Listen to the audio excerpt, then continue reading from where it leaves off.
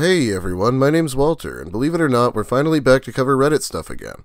You'll no doubt notice, but I'm having some problems right now, and my voice is barely working. But I did take way too long off, so it's time to get back to it. Today we're talking about neckbeards again. Neckbeards are those gentlemen who like to wear fedoras and grow a beard on their neck. They enjoy activities like moving the Bibles to the fiction section and arguing the finer points of Rick and Morty. Anyway, you'll get the idea hopefully, so let's begin with more neckbeards from Reddit. We're going to start with some posts from Reddit Just Neckbeard Things. This is one of the best places in the world for me to get personal gifts at very reasonable prices. Plus, I actually enjoy going there because of two other reasons. Seeing the amazingly gorgeous, hot Asian woman that work in the food court. Yes, I guess that you are figuring it out that I love Asian females. To me, personally, I think that they're the most amazingly, gorgeously, hottest, beautiful woman in the world, to me. Who could possibly want to see a review like this? Well, I like seeing it, more content for my channel, but most people would find this pretty useless and creepy. Have fun being single for the rest of your life. I'm happy your ex came to her senses and dumped your ass before she got trapped in a shitty marriage with a man who doesn't care about her wants and needs. I'm the one that dodged a bullet. She had gotten fat and cried a lot. She wasn't worth my time anymore. Well, that's a happy ending then, isn't it? They don't even realize that all of that catcalling was just shy, non-confident men learning how to approach females and just failing miserably, but learning all the same. Now many men are scared and unconfident of being labeled some sort of predator. Women now wonder why so many of them are single and having midlife crises of career without family or meaningful relationships. Every man they meet is pussified by their own doing, as they desperately look for real men, which oftentimes they have killed. They destroyed the boyhood transition to manhood. People need to fail to learn to be confident. A catcall is simply a miserable attempt at approaching women. But back in the day, we were allowed to miserably fail in order to learn. Wait, so the shy, non-confident men are the ones yelling at women they've never met in public? Yeah, maybe if they're Dan Silly. I'll talk about that guy someday. But if the post is admitting that catcalling's a stupid mistake, why not just tell them not to do it so they don't have to learn the hard way? So they could start on step 2 or whatever? Our present society may tell you that smaller-breasted women are inferior. I am here to inform you of the opposite. While many sexually activated savages only seek women with the biggest breasts, the biggest buttocks, etc., you'll find that many gentlemen are willing to overlook your transgression. In fact, some of us prefer the less well-endowed specimens. Don't believe me? You'll never know unless you give one of us a shot. I have so much trouble believing that post is serious, but I guess the guy's post history is full of stuff like this. I complain about calling women females, but I would pick that over specimens 100% of the time. And the funniest part is the fact that he says he's willing to overlook the transgression of having small breasts. Jesus. Let's head over to Reddit Neckbeard Stories to read a story now. I meet a crazy neckbeard at D&D. I'm sorry if this story is filled with spelling and grammar errors. I have dyslexia. The story starts off when Jay, that is what I'm going to call the neckbeard, Jay wants to join in on my D&D group. The group is fine with Jay joining in because why not?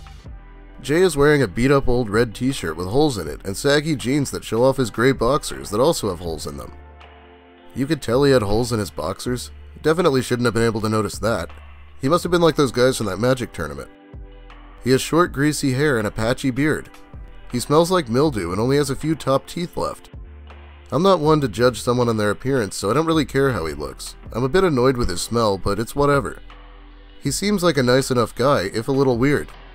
When the game ends, the DM adds Jay's number to our group text. We all leave and agree to meet up next week to continue the game. I'm bored at work and I post a meme in the group text. People laugh and we all talk about what's happening in the game. I get a text from a number I don't know. It happens to be Jay. Jay, hey blank, it's Jay from D&D. Me, hey Jay, what's up? Jay, oh nothing. I remember you talking about how much you love BioShock, the video game. Me, haha, yeah dude, it's my favorite game. Jay, that's crazy. I had no idea that pretty girls like to play video games. Me, so many women like to play video games. You just need to find them. They're out there, lol. Jay, not the sexy ones like you. I roll my eyes and put the phone away.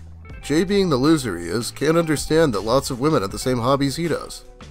Jay continues to text me memes throughout the week, and I only reply with an LOL every once in a while. Next week rolls around and it's D&D time.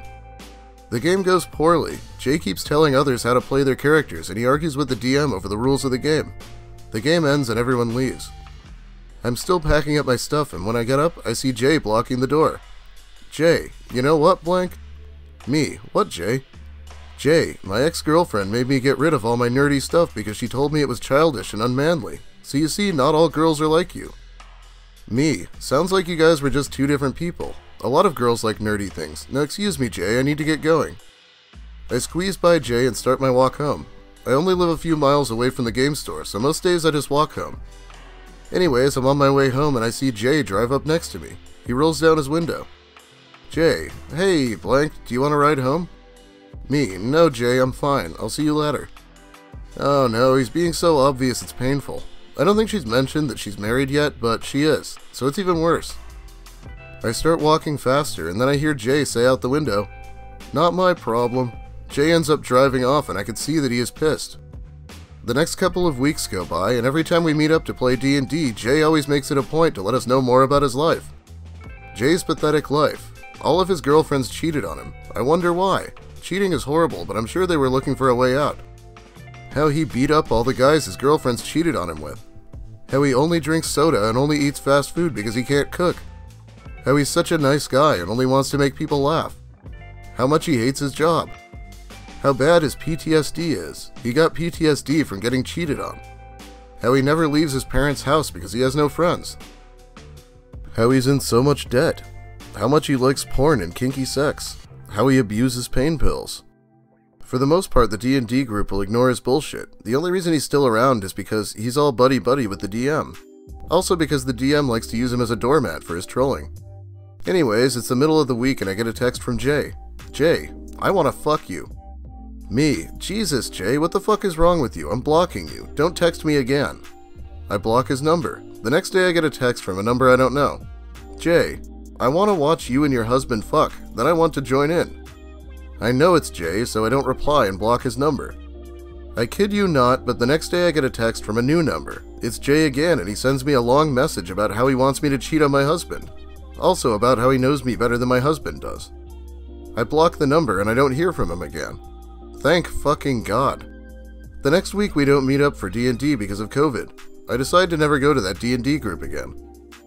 Notice that was her D&D group before this guy showed up and then he just kind of ruined it for everyone. He says he knows her better than her husband does, and they were probably distant acquaintances if anything. He sent her memes though. Bitches love memes. Of course he did try the not like the other girls approach. On a married woman, no less. Alright, that story was kinda short, so it's time to read some more posts. A very hot girl and I had an eye lock in Market today. I found out she was checking me out. I saw her and didn't take my eyes off her, neither did she. My earlier self would have ran out of there ASAP, but I was calm and composed. She smiled and looked away finally. I thought of going and asking for her number, but didn't because, first of all, I am following monk mode, and I am very clear that for me, my upcoming exams, which has a 10,000 to 1 success ratio, is more important, which will make me a future diplomat. My sperm will not be wasted again. It's my legacy and my driving force. We are not weak men. We are Spartans. We live and die for honor. Yes, if this wasn't clear, this was a nofap post. Otherwise, people probably just wonder what the point of the post was. I think I did a nofap video on my old channel once. It gets pretty crazy. Hey, let's see what our old friend Lucas Werner is up to. Gen Z women may enjoy sleeping with Gen Z lads, but that's like sleeping with their brothers when they have fonder memories of sleeping with their Gen X daddies. Remember when you were a little girl? You wanted daddy, not bro. God, have you ever seen anything creepier than this meme? If you want to know more about this guy, I have a video series about him that's worth checking out. Good afternoon. Your pictures and profile intrigue me. You are a most attractive female.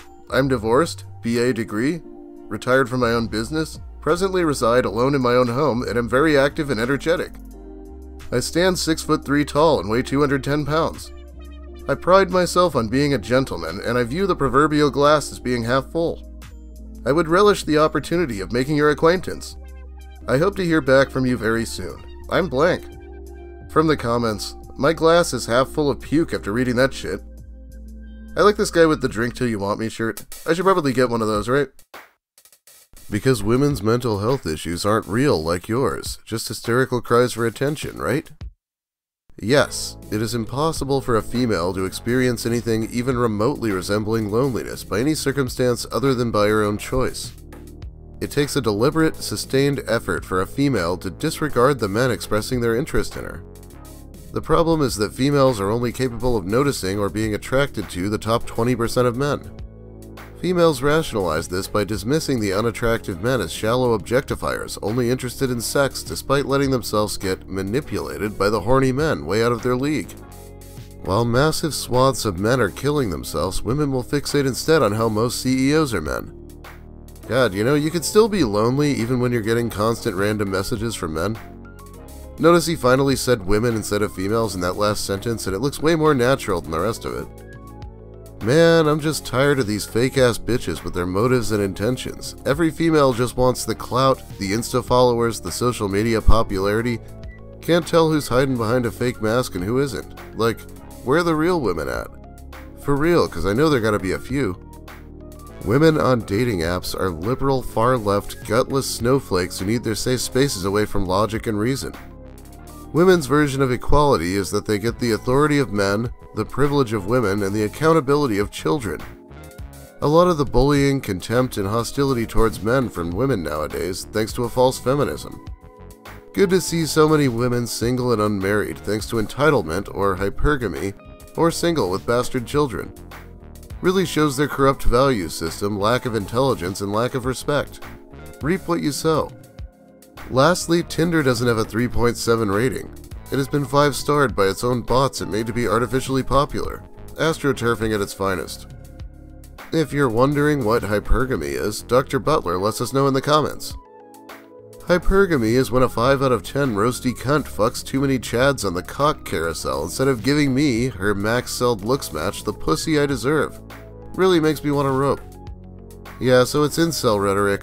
Hypergamy from a historical standpoint was marrying up in social status, but they use it to refer to dating up in attractiveness.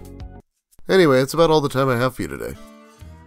Thanks for watching, everyone. If you liked the video, please leave a like. If you have something to say, I sure hope you let me know in the comments.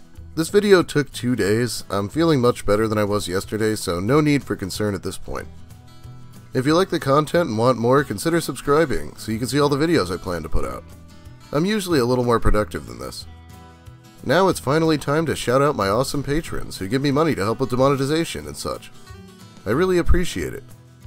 Levon, Chris Sturman, Invader Jill, Cody Smith, Hugo Hedden, Spoofs McJenkins, Oscar, who I believe is new, welcome, Justin Godsey, MDB 3000, V stands for, Mason Alexander, Elvis Needs Boats Bennett, Cho, Shay Parker, Mary Vinorski, Louisa Roscoe, Spoonie the Rogue, Hunter Malcolm, Amanda Gillies, Chocobo Asylum, Jacob K, Camper Supreme, Knit1 Code 2, Roy, Lil Spoon, Shit for Brains, Jake Decker, Jubes, Regrettable Stitches, and Esperova.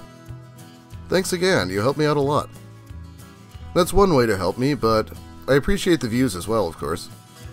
I hate playing by YouTube's rules, as you probably noticed by now.